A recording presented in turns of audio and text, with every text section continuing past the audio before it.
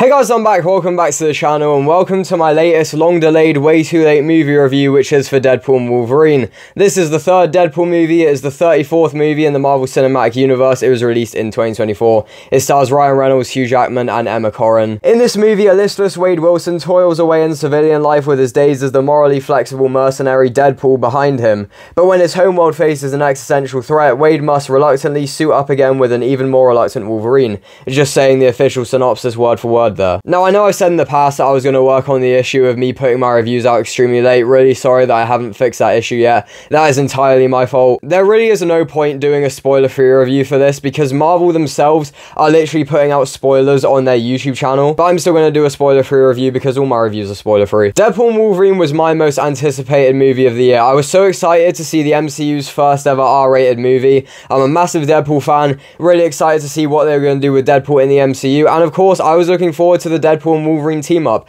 As skeptical as I was when they first announced that Hugh Jackman would be returning as Wolverine in this movie, I was still very excited to see what would be in the movie in terms of their team up. I was really excited to see how that would play out, and we finally have the movie now. Really surreal to me that I've actually seen it, even though I did watch it quite a long time ago now. So without further ado, let's begin with this review and let's start talking about the positives.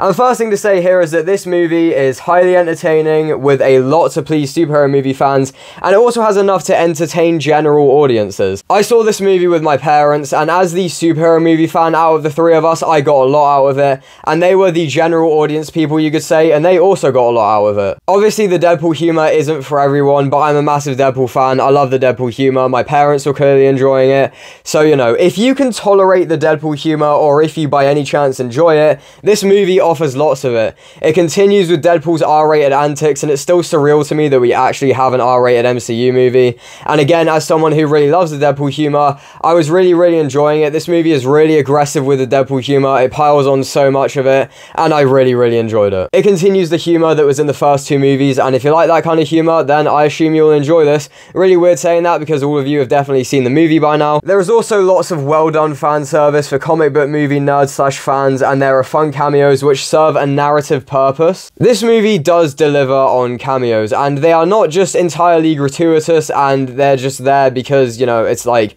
oh look, it's that person, awesome. The majority of these cameos actually serve a narrative purpose and they actually progress the story, which is great to see. The majority of the cameos here are actual characters in the movie. The movie also has a pretty great cast. Ryan Reynolds continues to be great as Deadpool, and he really is the perfect casting choice.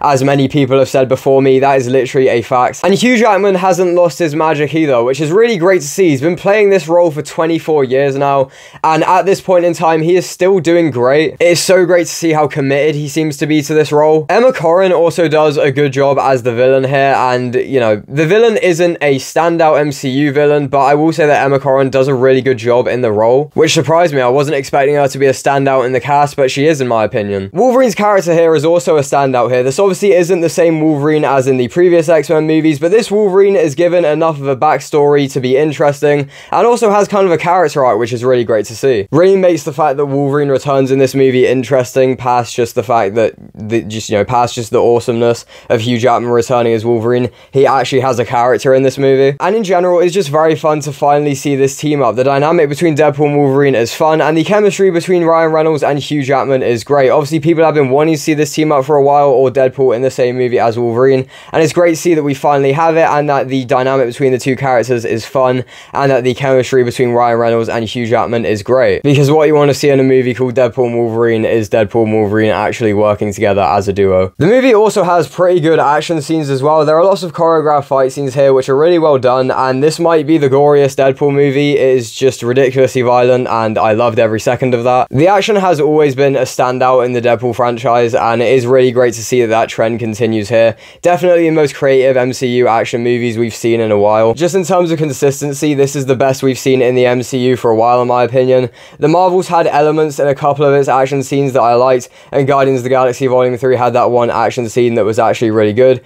But in terms of pure consistency, like I said, this is the best we've seen in the MCU in a while in my opinion. The movie also has a pretty solid soundtrack as well, and I mean that past just all the licensed music that is in the movie, because there is quite a bit of that. Just in terms of the music and the action scenes and just the like original motion picture soundtrack music in this movie, it's really solid in my opinion. And finally, a really nice element about this movie that is something I didn't expect going into it, but looking back on it is something that I probably should have expected going into it. This movie acts as a love letter to, and in a way a kind of send off to, the Fox era of superhero movies and the era of superhero movies that came before the MCU, because before the MCU, superhero movies were a very different thing. They weren't as popular or successful, and a lot of them were failures. And as the MCU and everything started to happen, that era of superhero movies slowly faded away over time, and the final nail in the coffin was when Disney bought Fox. But this movie, as I said, is a love letter to that era of superhero movies. It's a kind of send-off for that era of superhero movies, and it completely makes sense because obviously Deadpool and Wolverine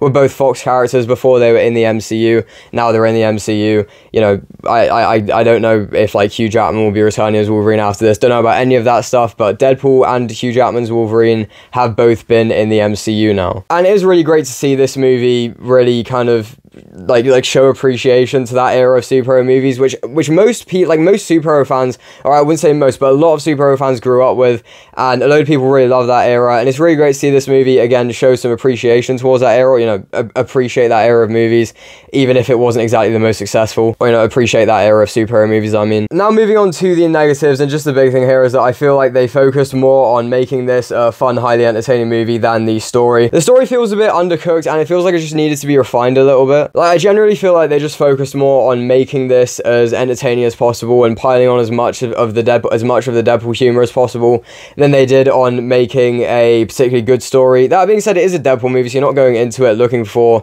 a layered or complex story or anything like that, but at the same time, I do feel like the story needed to be refined a little bit, and that's kind of what I'm going to say on that. The MCU has a history of this when we're not talking about Thanos, but the villain in this movie is underdeveloped and mediocre in my opinion. Like I said, Emma Corrin is really good in the role, but the character herself just isn't all that great. Really feels a bit undercooked along with the story itself in my opinion. And this is just personal preference, but like I would have liked a couple more jokes in this movie kind of acknowledging or making fun of the current state of Marvel, which you do get those in this movie. You absolutely get those, and when they do happen, they're really entertaining and they're really funny, but I kind of would have preferred a little bit more of that, and just kind of acknowledging the fact that the MCU is in its worst state ever at the moment. And this movie comes along, Deadpool is Marvel Jesus, and this movie has crossed $1 billion at the box office. Audiences are loving it. This is the most successful MCU movie in a while, but I would have liked a couple more jokes just acknowledging the fact that the MCU is in a really bad state at the moment. It was before this movie came along. I don't really think this movie is gonna save the MCU like a lot of people kind of wanted it to, but that's not its job, so that's not something that bothers me. For now, it has saved the MCU because it's crossed $1 billion and audiences are loving it, so the MCU is in a good position in this current moment, but who knows what will happen when Captain America Brave New World comes out. And just the final thing to say here is that there are a couple of rough CGI moments here. It's an MCU movie, so that's kind of unsurprising. Overall, Deadpool and Wolverine was my most anticipated movie of this year because I was so excited to see an MCU Deadpool movie. And in terms of it being an MCU Deadpool movie, can't speak, sorry. In terms of it being an MCU Deadpool movie, it delivers. Yeah, I would have liked to see a bit more of a refined story. I would have liked to see a couple more jokes acknowledging the state of Marvel. You know, that sounds a bit harsh, but I personally would have preferred that, but it's completely fine. And what we do get is great, so, you know, in terms of the jokes making fun of Marvel and stuff, like I said, you do get them, and they are entertaining, and they are funny. But yeah, if you enjoyed the previous two Deadpool movies, needless to say, I'm sure you have enjoyed this movie. You know, the movie's been out for a while now, everyone's seen it. And although I have issues with this movie, it does deliver. It's another entertaining Deadpool movie, and it is great to finally see the Deadpool and Wolverine team up that people have been wanting to see for so long, and it is really well done in this movie. I'm going to give Deadpool and Wolverine a 7 out of 10. Thank you very much for watching this review. If you did enjoy, please remember to like, comment, share, and subscribe if you want to. If you have seen this movie, feel free to let me know your thoughts on it in the comments below. Thank you very much for watching, and until next time, bye-bye.